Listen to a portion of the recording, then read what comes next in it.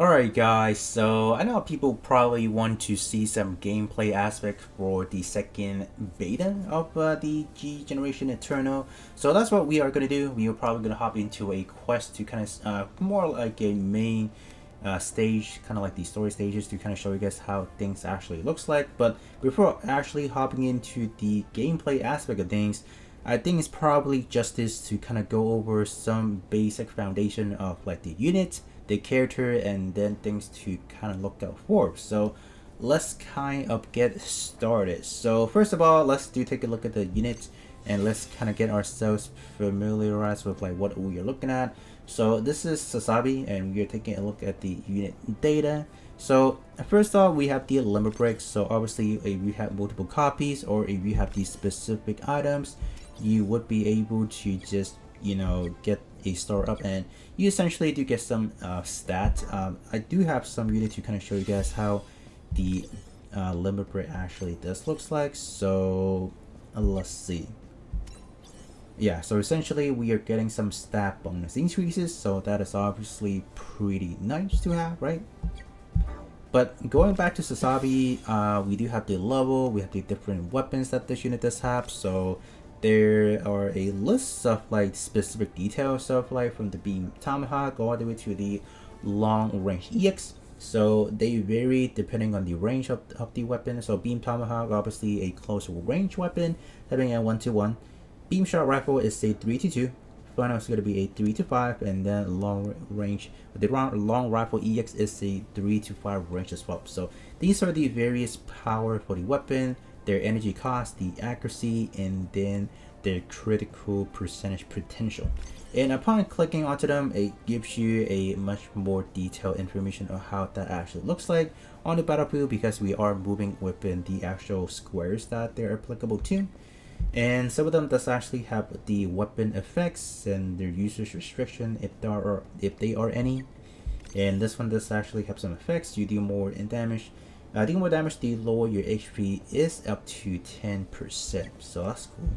Long range EX, the long rifle EX actually has some better effects as well. So we have that right there. The other thing to talk about is the ability per the unit themselves. So for Sazabi, there are actually three. We have the increased attack level 3, increased attack by 15%. Second one is a HP conditions, increased attack when HP is 50% below, increasing by 10%, and a cycle frame level 1 increased accuracy by 5%. So you can actually swap this if you have any of the modification. So that is cool.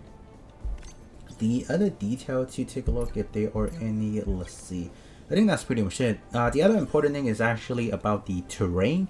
Unlike Gundam UC Engage, where even if you are with not the wrong, if the unit is in the wrong terrain, it still functions, but you are dropping some stats. But in this game, you either are ready to sortie with a 50% movement reduction, or unable to sortie. So they're not messing around when they talk about the specific condition they should be applicable to. We have space, atmosphere, ground, sea, and underwater. So if the unit is not fulfilling that specific terrain, you can't use it. So this game is actually pretty strict when it talks about that. So kind of important to keep in mind as well.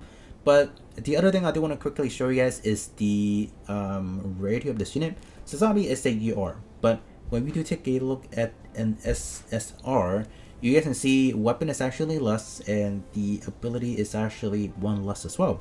And this is actually pretty common around some of the other SSR as well. Most of them are ranging from like 3 weapons, 2 abilities, and then as such.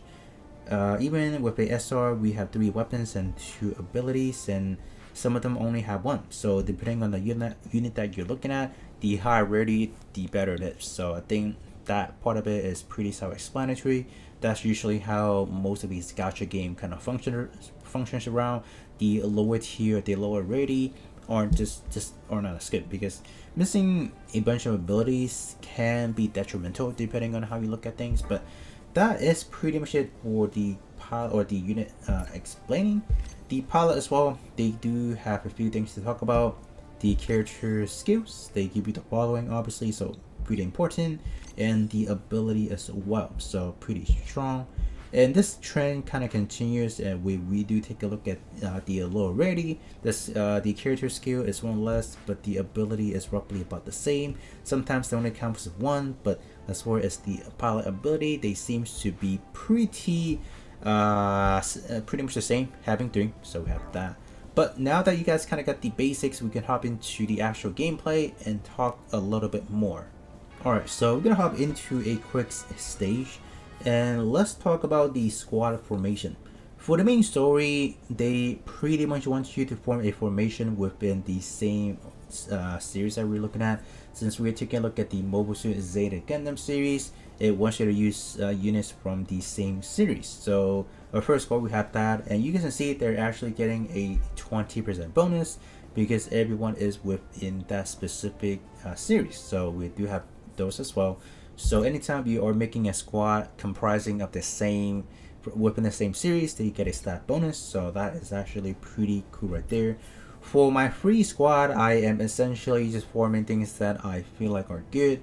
But the other thing I do want to mention, because of the fact that in terms of this game, there are 3 specific you can say category. We have this one right here. What is this actually called? So about the type, so we have attack type, support type, and durability typing. So they actually do have bonus effects as well. Support character can actually provide counter support.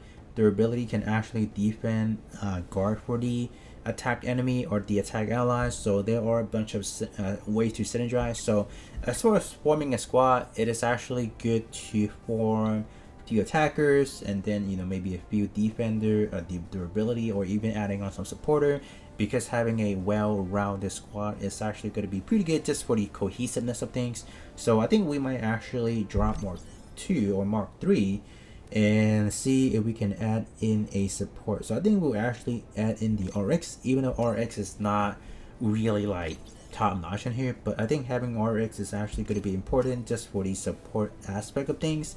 So that is actually what I wanted to do. But let's actually now hop into the battle.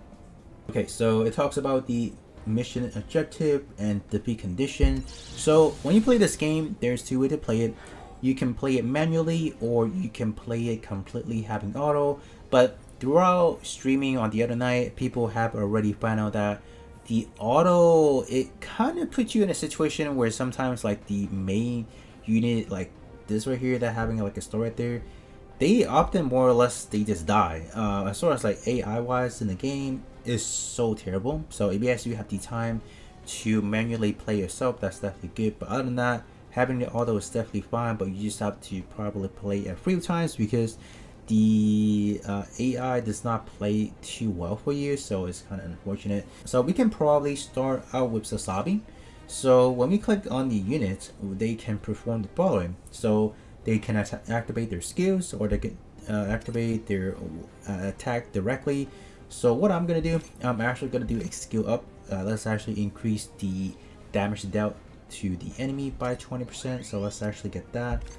We can actually reduce our energy consumption as well. So let's actually pop that as well. So these are the applicable squares that we can actually go into as well. So I can probably immediately start out with the EX weapon for Sazabi, and it looks like we are dealing that much damage. So that is essentially going to just destroy the whole battleship. So grab that. The other thing to notice over here is up top we have the Sazabi, the HP bar, the energy bar. For the pilot, we have something called the MP bar. So the MP is a pretty important aspect of things, because as you are gaining your MP, you are building up tension. So whenever the enemy is attacking you, you can play a counter attack. When you no longer have tension up, or you don't have the MP, when the enemy does attack you, there's no way for you to actually counter. So that is definitely something to pay attention as well. So let's attack with that. So we are going to take some damage as well, but if we can land a kill on the warship, that is definitely good. Okay, that is one shot. So we have tension up, and we have something called the chance step. So pretty much all the UR, the ultra rare unit that I've seen so far, does have the ability to go twice. So the only time you can actually have a chance step is defeating an enemy. So let me show you guys. If we defeat the next enemy, we will be able to go again. So probably gonna use this one. Beating the Hyzak does not need that many high damage skill. So we can use this and it's gonna trigger the animation. So yeah, the animation is definitely top notch. Definitely really nice. So tension up, max, chance step again. So now we can perform one action. And the higher the NPR, the higher your damage actually becomes. So pretty important right there as well. So we can do this one actually. We can actually move as well. So let's actually now use the beam tomahawk to finish things off. So okay. So we were able to destroy 3 enemy in one single move. So that is actually pretty good within the same unit. So that is actually pretty nice because now the other units should have a lot more chances to actually do what they need to do, and we probably won't end up getting destroyed. So that's nice. I'm gonna play one more. I am gonna have Exia perform some actions as well, and then after that I am gonna go into the autoplay to kind of show you guys how things kind of work. So we can use the swords. Let's see how much damage we can do. Yeah, we can just kill the enemy, so that should be fine. I am actually hoping that we don't, because that will show you guys that if you do not kill the enemy, you will not be able to trigger into a chance step. So meaning you cannot do like a follow-up attack. So but we killed it. So let's actually give you guys the EX animation. So this one is pretty much going to be an overkill, but it is fine. Yeah, the animation on XT is pretty good as well. My gosh. Alright. Are we gonna... Yeah, it is pretty long. EX weapon or the EX skills are actually pretty long duration for the animation, but if you guys want to watch it, that's definitely good because they definitely put in a lot of effort into it, I feel like. So pretty nice, but otherwise you can actually just skip it as follows. And it's gonna play out the animation in this fashion as well. Tension up, supercharged, and we can go once again because Exia just have it max out to the point, not really max out, but to the point we can actually activate a few different actions. So this is gonna kill as well. This is gonna be the transcend right here. Very nice. Oof. That is nice. Very nice. Okay.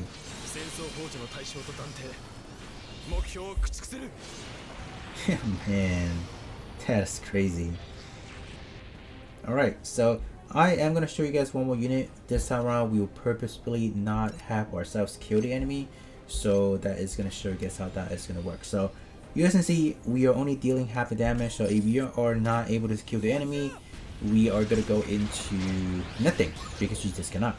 So you guys can see our action stops right there. So there you guys go. But other than that, let's actually auto this so you guys can see what is going on. The auto is actually pretty good. It does a pretty decent job at doing what it needs to do, but sometimes it just brings like the main unit into like a vulnerable situation where they just sustain a lot of attacks and they die. So kind of unfortunate right there. And you guys can see most units in my squad are actually building up the MP, but since the fact that they're not able to like fully kill the enemy, they just cannot further their action. So no follow-up attack on them. So, and you're not building up the MP as well. So unfortunate. Okay, and that's pretty much the basics concept of the whole battle, right? There's not a whole lot going on, and then we just let things kind of play. Yeah, so we got the guard right there. So even though the March II guard for the Rick Dom still has the priority of actually counter-attacking the enemy, so that's kind of cool right there. And the only thing that I did not show in here is actually the support. Sometimes it does actually kick in depending on the situation, but it looks like in this instance we are not able to get that up. But okay, condition met, right? So let me skip this right here, and we got more. Now we have to destroy Jiro. So I think after we destroy Jiro, I think that is pretty much it in terms of just kind of showcasing off the initial battle for this. But Yeah, I think compared to the beta to now, I think the overall battle itself definitely have seen its improvement as well. So, like I said again, I think this game seems to be ready to release. I genuinely feel like a lot of these things has been polished already to the point where if you're just playing it, you feel like you are playing the final product already. So, but again, we just have to wait to see when they will actually drop this game live. But so far, the combat itself is pretty easy. I wouldn't say there are a lot of things that are like hiccups or things that I'm not understanding, but overall it seems pretty good. So you guys can definitely let me know how you guys feel about the combat aspect of G Generation Eternal. Do you guys like it? Do you guys think it's improvement over the first initial beta? You guys can definitely let me know that in the comment section below. But other than that, that is going to be pretty much it in terms of the combat and its mechanics.